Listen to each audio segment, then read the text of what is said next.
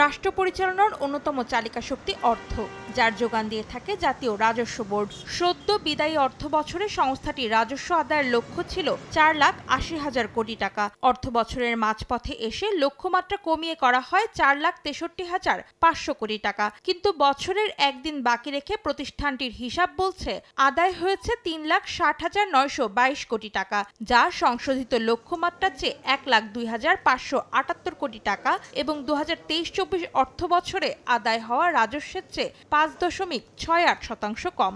Revenue আদায় হয়েছে 3,60,922 কোটি টাকা। নেতিবাচক প্রভাবের কারণ হিসেবে অনেকেই বলছেন, জাতীয় স্বার্থকে সমুন্নত রেখে যেখানে রাজস্ব আদায়ে জোর দিতে হতো কর্মকর্তাদের, সেখানে সরকার ও নিজেদের মধ্যে মতপার্থক্য তৈরি করে সৃষ্টি করা হয় অচল অবস্থা, যার প্রভাব পড়েছে অর্থ বছরের শেষ সময়ে। এমন প্রেক্ষাপটে ব্যবসায়ীরা মনে করেন করের হার না বাড়িয়ে বাড়াতে হবে পরিসর। বর্তমানে যারা ভ্যাট আর ট্যাক্স দিচ্ছে এরকম সংখ্যা যদি করি আমার মনে হয় 50টা হবে না। করের আওতা বাড়াইতে হবে, এটা হলো মূল লক্ষ্য। আওতা যদি না বাড়াইতে পারেন তাহলে এটা কোনো গভর্নমেন্ট আসলে এটা সম্ভব পারে নাই, অতীতেও পারে নাই আর সামনেও পারবে না। এদিকে রাজস্ব আদায়ের ঘাটতির প্রভাব পড়বে আর্থিক খাতে, এমনটি জানিয়ে বিশেষজ্ঞরা বলছেন লক্ষ্যমাত্রা পূরণে ব্যর্থ হলে সংকট আরও বাড়বে নতুন অর্থ বছরে।